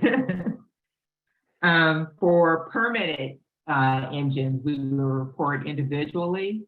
Yes. As stack or volume sources. Like if we have portable units we use in a landfill situation, we use in various locations on the facility. Would that be considered as volume, correct? But we will report individually. Yes. Only we allow. So there are. Let me touch on your question. I guess there are I guess 2 points. As far as release location, right? All the portables are volume because they move around the site, right? And then I'll be talking about portables shortly basically in maybe in 5 minutes. So I'm sure I'll address all your questions there. But in this particular example, it seems that you have a various location source. It's permitted with us. So all these various locations that have a various location permit with the district, we would like them to be reported individually. And if your contractor, equipment that are not owned by your facility and is owned by the contractor or brought to the site, we understand that it's challenging for the facilities to aggregate them. To report them. Then for those, you can aggregate them and report them as one emission source and one release location for the entire facility. Okay, so let me just make sure I understand. So as far as our permitted equipment at the landfill, when I say various locations, the equipment may follow the operations around the landfill, but it's permitted essentially at the landfill. Okay. So in that case, this will be considered a volume source, will we report them individually? Yes, if it's permitted by the facility. But Charlotte, if you have facility specific information, questions, you can send an email to our AER hotline, aer@aqmd.gov, and we can actually look into the specifics of your facility so we can address your question better. Okay, thank you. Thank you. Thank you so much, Charlotte, for your question. Mark, if you would like to unmute yourself and ask your question. Hi, yeah. I got a quick question about its emergency generator, diesel emergency generator, and the hotspot reporting. So if you have a facility that has an emergency generator and you're subject to this, through this online portal, the annual report, am I going to be able to complete all the reporting that's required right in there? Or is there like additional reporting that I need to do outside of that for that toxic hotspot reporting? Okay, it's toxic hotspot. So your facility is subject to AB 2588 toxic hotspot program. Is that correct? I believe so. Would that be triggered by an emergency generator, or would that be something else? I don't believe so, but for that program, it's a combination of what equipment you have, how much emission you have, and your distance from sensitive receptors. So if you would like, why don't you send us an email? Again, this is a facility specific question. We can look at that and we can answer your question better. Got it. Thank you. Thank you so much, Mark, for your question. At this time, Money, we don't have any additional hands raised. Okay, perfect. So if I could go to slide 38, please.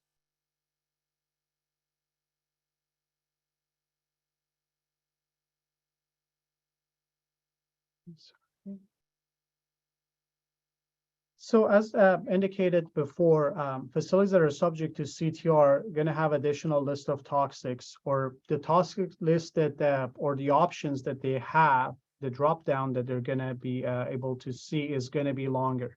Depending on if you're, as it was discussed in the prior section of the presentation, if you're subject to phase 3B for the waste sector, they have additional time as far as reporting these additional toxics. But for all the other CTR facilities, they need to report all the additional toxics if they have data for them. And with the expansion of the toxic pollutants or list of toxic species that need to be reported, they also CTR allows reporters to report usage and production in lieu of reporting emissions for a list of toxics that are provided in CTR table B2. If the facility can reasonably and using technically justified methods, they cannot estimate the airborne emissions. So if you cannot come up with a reasonable estimate of emissions only for table B2 toxic in your CTR facility, then the CTR regulation allows you to report your usage or production by looking at basically the material that you receive, or through your operations you produce that type of toxic substance. And if I could go back to the live demonstration, please.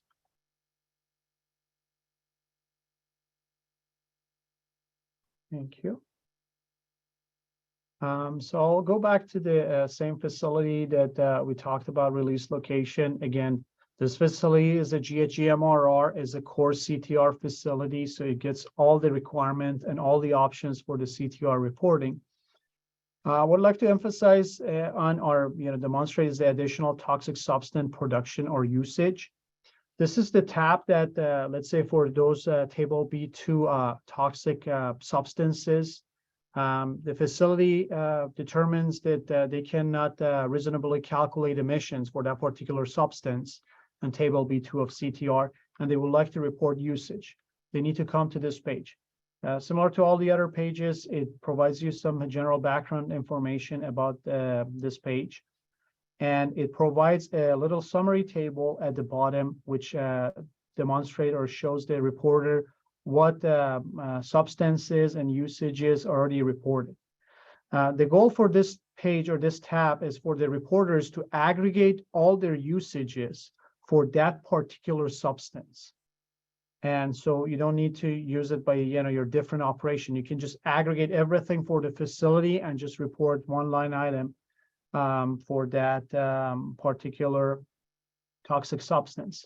Let me add a toxic substance. So similar to our reporting our toxic emissions, There's going to be a drop-down menu. Again, I'm demonstrating a beta version of our reporting tool. So right now we're working with the CARB staff to finalize our grouping of the toxic pollutants. So this list is going to be shortened because it's only going to be demonstrating a table B2 substances. Currently it's showing everything. I'm going to be adding an organic lead compound. As you're familiar with our tool, once you select the family in here, you can further speciate that family. And I'm going to select the first option. So that helps the reporter to basically kind of go through a shorter list and then further narrow down it by selecting the family and then the constituent of family. So I'll be reporting 2 pounds of this substance that was used. The tool allows a drop down for the units. So I'll be selecting pound. And there's a required field, as you know, are familiar with our tool. All the fields with the asterisk need to be filled out. There is a comment or question here that requires the reporter to explain why emission could not be reasonably quantified for this substance, because that's the requirement for you to use this feature. You shouldn't be able to quantify the emissions, and you need to explain this. So I'll put test for the sake of time, so I don't keep you waiting for me typing stuff in, but you can explain the reason why you couldn't quantify the emissions. Let's say that you didn't perform any testing, or basically you didn't have the data, or you couldn't reasonably quantify it. And there is another checkbox. This is not required. But let's say we deal with the scenario that at your facility for certain operations, you can quantify the emissions for this substance, but for the rest of the operation at your facility, you cannot. So what do you have to do? So for the portion that you cannot quantify using the best available method and reasonably calculate the emissions, you can only report that portion of the usage or that substance as usage, but you can still quantify the rest of it. So the purpose of this checkbox is basically asking a reporter if that scenario applies to you. If you're quantifying a portion of this substance emission somewhere, but you cannot quantify it for the rest of the facility. Once you check that checkbox, let's say that's the case, and it also opens 2 other fields. The first field asks you, okay, you're indicating you quantified emissions for some of your operations. What are the emission source and processes that you're quantifying this substance as emission for? And then the tool only limits you as far as the characters to basically stick to what we demonstrated in the example that disappears if I basically type a basically a character in. So it only accepts E, S, and P, and dash and numbers. So basically you indicate what your emission source number is, dash the process, because each emission source has a process. So for the sake of example, I put ES 2, let's say process 1. And as indicated, it's sensitive. It doesn't accept all the characters because we want to narrow down what information the reporter enters there. And it also asks the question that you were able to quantify emissions for a portion of the substance. Why couldn't quantify it for the entire facility? Where you can answer that question. These questions are, again, to make sure that if you're using this feature, you are correctly using it, and you can absolutely not calculate the emissions using the best available methodology. So I'll save it. And one thing I would like to demonstrate is, remember I talked about aggregation and how we want facilities to aggregate. We understand that if you have a substance and you're using your usage, might be, I guess, you may have the usage in different forms, might be in liquid form and in solid form, or you can produce that substance in the same fashion. So you may not be able to aggregate everything with the limited data you have, because if you were able to do it, you have that additional information, chances are you could quantify the emissions too, right? So to do that, this feature also allows you, if I go back, let's say I have lead compound with this CAS number and the unit is pound. So if you go and try to report another entry for the combination of this, CAS number and the unit of usage, the tool basically stops you from reporting that combination. Let's say if I go lead compounds, I just reported, 7802, and excuse me, and then I selected the pounds, right? So if I try to exactly use that combination of the pollutant and unit, I get an error message telling me you already reported it. And the reason for it is for the facility to make sure that they aggregate all these usages that they provide here in one entry. But let's say if I want to report this, substance, I reported my usage, it was in, I reported my production, it was in pounds, but my usage, let's say, is in liquid format, in liquid form. Then I'll come here and then I, let's say, select, for the sake of time, is this a lot, but let's say just million gallons, right? It's a different unit. And then I put 2. It allows me to save it. Okay, I skipped the comment. I missed one, basically fill with asterisk. So it let me know that I need to fill that out. So, and then I save it. So as you see, for that particular CAS number, I have the same CAS number, but the units are different. So it allows you to use different units, but if you're using a combination of the CAS number and unit, you can only enter that once. And I guess if I could go back to the slides and go back to slide 41 to open it for questions.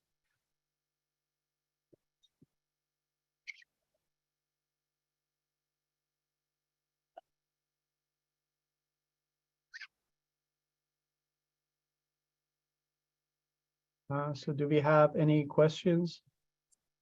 Hey, Monty, I don't see any questions from the audience, so we can move on. Sure.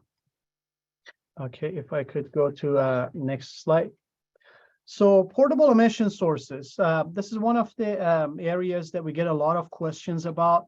So we decided to provide more information and some history about the AER reporting program.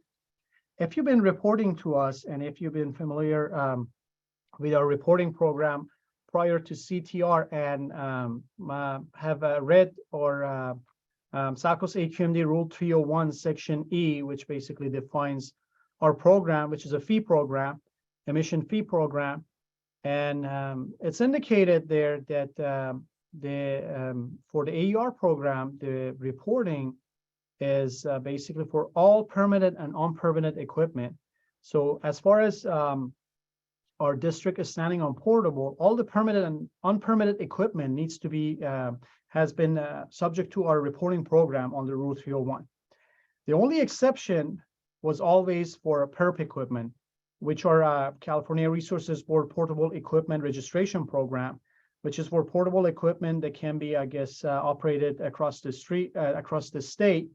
And they're permitted or they're registered with California Resources Board. These equipment also, the emissions from them gets reported to CARB, separate from our program. So we always are standing on these equipment where that, because they're being reported, it will be double counting to being reported to AER program, because at the end of the day, we collect all the emission data and we send it to California Resources Board. So PERP has been always exempt from annual emission reporting program. Until the CTR regulation required for CTR facilities that are subject to greenhouse gas reporting and criteria facilities to report their portables that are portable diesel engines that are greater than 50 brake horsepower to CTR. And again, our AER program is going to be basically a data collector for the CTR program. So if you're subject to CTR, as long as you report to us, you satisfy all the requirements that CARB has under CTR program. So taking a step back and looking at the history that I gave you, that translates into as far as these two type of facilities, GHG-MRRs and criteria facilities, which are the 250 tonners, these are big facilities. The only nuance that CTR is adding is for these facilities, GHG-MRR and criteria facilities to report their PERPs. And so basically, to adopt the new requirement by CARB, we're requiring facilities that have PERP equipment only for these two type of facilities to report their PERP emission to us. Because for the portable reporting, CARB requirement and CTR requirement is for the facilities to report these equipment at the place that they were operated. So we're we're adopting that requirement within our AER program. So if you have any portable equipment that is basically operated at your facility and your facility is subject to reporting, you need to capture all those emissions. Again, all the portables except to PERP were subject to our program from the beginning. So CTR didn't change that. Only CTR is changing the additional PERP for greenhouse gas facilities and criteria facilities. Because we understand that PERP is double counting as far as being reported to other programs, and there might be some fees that the facilities or operator of these PERP equipment have to pay to the state, we're not charging any fees for the PERP equipment that is basically being required to report under our program for CTR regulation. And under the CARB regulation, aggregation is allowed for the these facilities that are required to required to report in portables. But the fact that we always required portable to be except PERP to be reported to us, we would like to make our own basically additional requirement here. You can aggregate any portable equipment that is not owned by you, meaning that if your contractor brings bunch of different portable engines to your site, you can report them as one entry to make your reporting more simplified for you. But for the portable equipment that your facility owns, all those equipment need to be reported separately. So if you have various location, equipment that was, I guess, brought up by another questioner, the facility that, you have portable, but we refer to them as various location permits. Those equipment need to be reported individually. And I guess for the, PERP equipment, we added some new features to our reporting tool that I'll be going through shortly, which allows the facilities to basically indicate if the equipment that they're adding or reporting is a PERP equipment. So if I could go back to the live demonstration, please.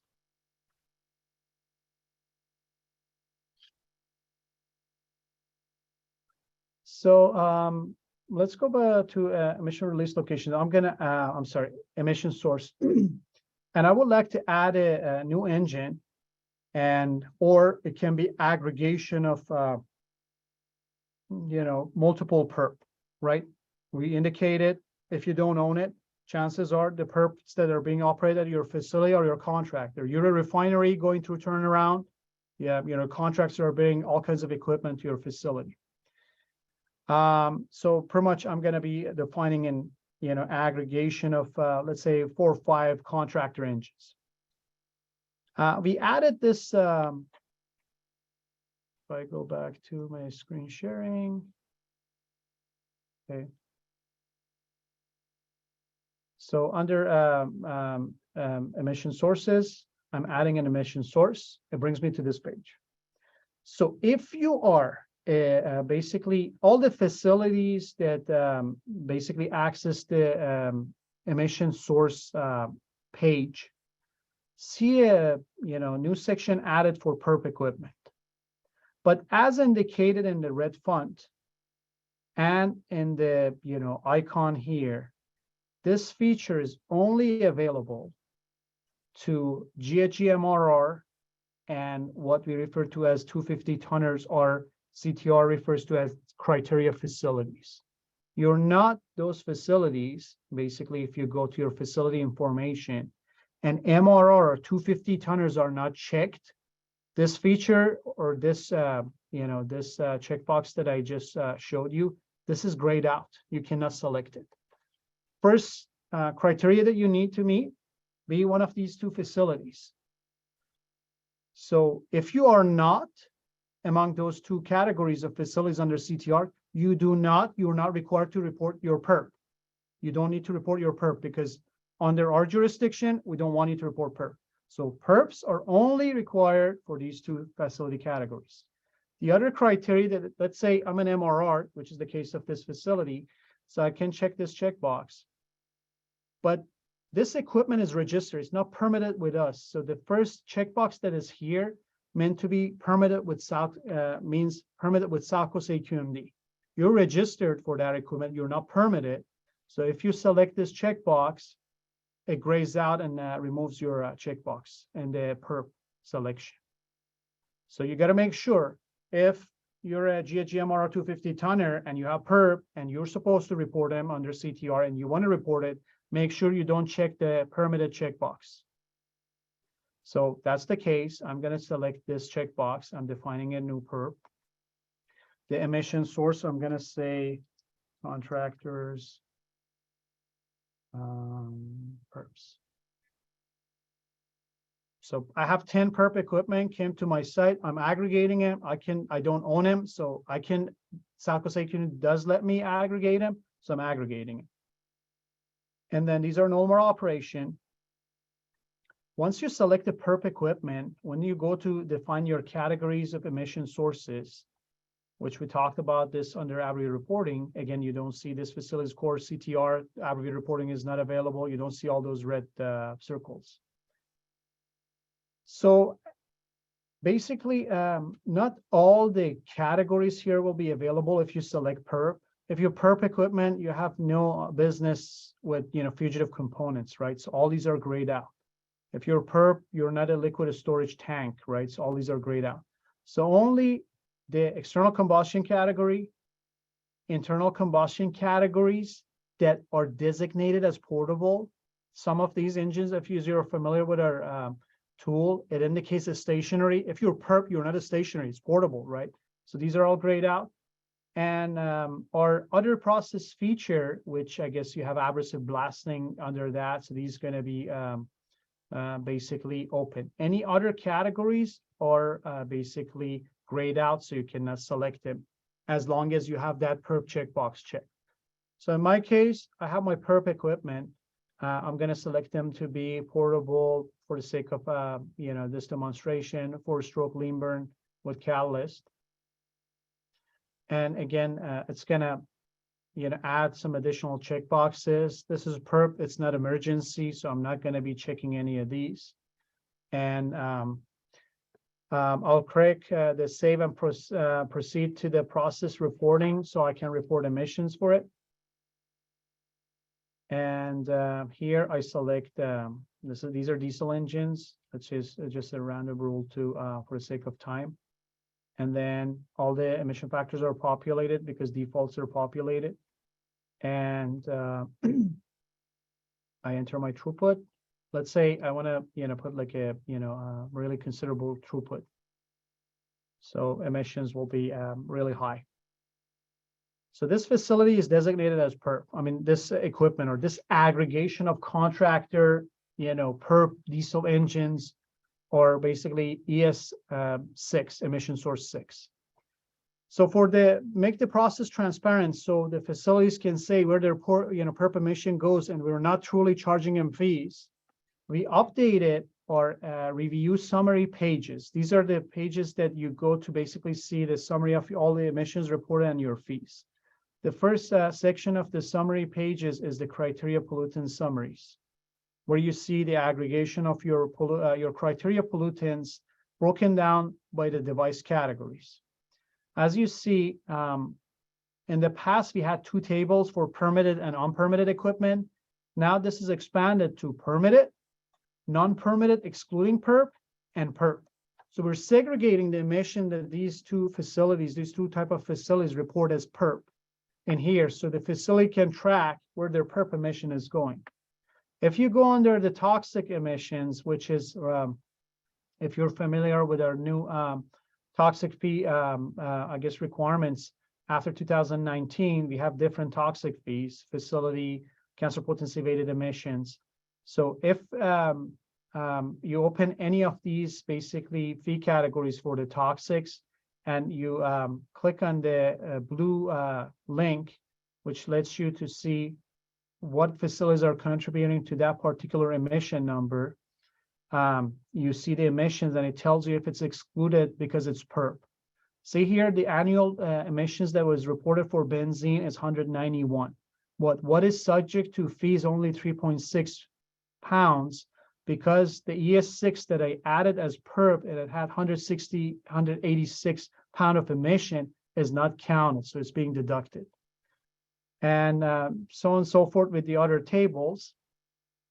If you go to the fee, which I'm sure everybody is concerned about that, we also updated this table to specifically tell the reporter that this is your total emission. This column gives you the total emissions. The next column tells you how much of that total emission is from PERP. And the emission that is subject to fee is basically total minus what is from PERP. So you can clearly see where, we're segregating your PERP emissions. So we make sure that the facility doesn't get charged on the PERP.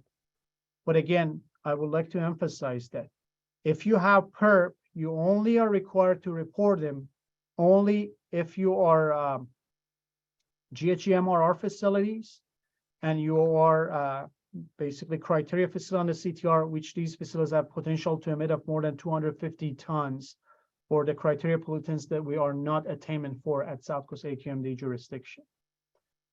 So if we could go back to the slides, and I have one more slide on slide 45, please. And then I would open it for questions. So basically we can talk about both PERP and other questions that you have. Can I go to slide 45, slide back? So here, I guess I would like to close the presentation before we open it for Q&A. Our staff, as for most of you that are familiar with our reporting program, our program, usually we have, we make the reporting tool available January 1st, and January 1st, we receive all our guidelines. But this year we wanted, because of all the changes, we wanted to have this webinar right as we're doing the prep work for the next reporting season to get everybody or the existing reporter and, to expose to the new features that we're adding to our reporting tool. So as with that said, we're still working on preparing for the reporting season and preparing more additional supporting documents. Because of all the changes that are going on, an additional requirement, we'll be, by January 1st, we'll be uploading a series of tutorial short videos talking about all these new features that we're adding, core CTR facilities, abbreviated reporting. So the reporters can easily go and watch those tutorial videos so they can navigate through our reporting tool. There's going to be new documents, new guideline documents for the new features that we're adding, which have pictures and snapshots of the reporting tool that, again, helps the reporter to navigate through the new features. If you're familiar with our AER webpage and the guidelines that we have for emission calculations, we have a series of different guidelines for different processes, which tells you how to calculate emissions, what factors we have available, and so on and so forth. We're adding a couple additional guidelines there to help reporters quantify their emissions. For example, we're going to be, we're currently making one for chromatories.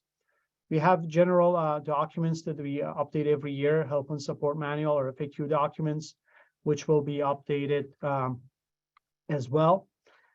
One other, I guess, product that we have in the works is we notified a lot of facilities, but that notification was informative. Doesn't mean that you need to report. It basically tells you you have an active permit. You may be subject to the reporting, and these are some resources at the AQMD and CARB that you can refer to. But in addition to that, by December 9, our staff going to look into all the available data and the facilities that we can determine that are required to report for the data year 2022. We're going to create a list of these facilities and put it on our webpage. And we need to, I guess, bring it to your attention. Some facilities, specifically the facilities that are captured under CTR table A3, these are the facilities that are coming in based on the type of industry they're in, and accent SIC code and some activity level, because the emission activity data for these facilities are not available to us. We're not going to be able to tell or identify these facilities or determine that they're subject to reporting. So that list that we'll be publishing on our website doesn't include all the facilities that need to report, because we basically don't have the data to determine the applicability for everyone. So that list is going to be there. And last but not least, as I indicated multiple times through the course of presentation, we're going to have our complete our program annual workshop on January 18, which provides a complete overview of our program and our reporting tool walkthrough of all the features basically on January 18. We encourage everyone to plan on attending that, because we're going to be basically do like full walkthrough and talk about the details of our reporting requirements. So with that, I would like to thank you all for attending today's webinar. Open it to questions.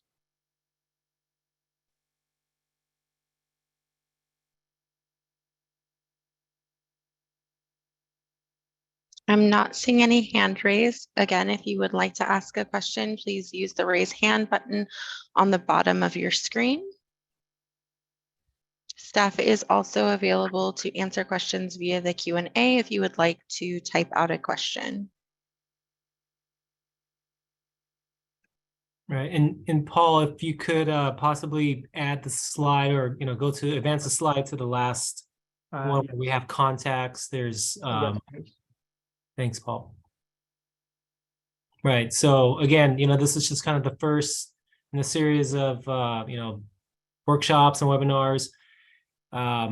We're always available. You can access our AER webpage. You can access the tutorial videos and support guidance documents, FAQs, all that good stuff on our webpage. We also will have the information for the next webinar. As we get closer to the date, we'll provide the Zoom link there. However, it's currently in the flyer that's on that webpage. Again, our AER staff contact information. Please reach out to our staff if you have some questions on our on use of the AER reporting tool or fees. And then if you're looking for CTR applicability or interpretation, CARB staff is also available. You can see there for their CTR staff, they have their email listed in addition to their hotline number. And then for those few facilities, percentage-wise of the whole universe that are actually subject to AB 2588, we also do have an inbox or an email to receive inquiries on that, in addition to a hotline number. And we have a question from Edward. Edward, if you'd like to go ahead and unmute yourself, you may ask your question now. Yeah, thank you. This is Edward Crisari from Montrose. Thank you so much for all the presentation. I just have a quick questions. When will you have the web tool updated available? I guess the web tool we're scheduled for January 1st as previous years. Okay. So we're still working on new features and also the guidelines. Yeah. Okay. Thank you so much.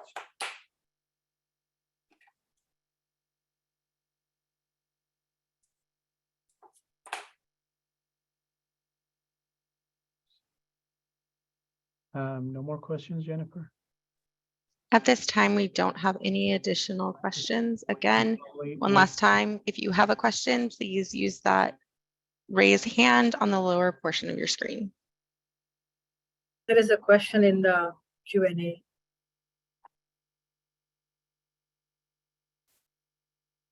So staff addressing that, or? Yes, James is answering that question live now. Okay. And hopefully no one's panicking to kind of figure, oh, this is the last chance for us to get a question in. Again, we're available. We have a lot of resources here for you to support, to contact us. So just shoot us your questions or inquiries through any of these different channels, and we'll have someone get back to you. Yes, and remember, this year we're extending the deadline till May 1st, so there's going to be plenty of time. But we encourage everyone to start, reporting once the tool is available on January 1st. Don't wait for the last minute. All right. I don't see any additional questions at this time. All right, great. Well, we hope that this webinar was useful and provided lots of good information for you all. Thanks for your participation, and we look forward to working with you.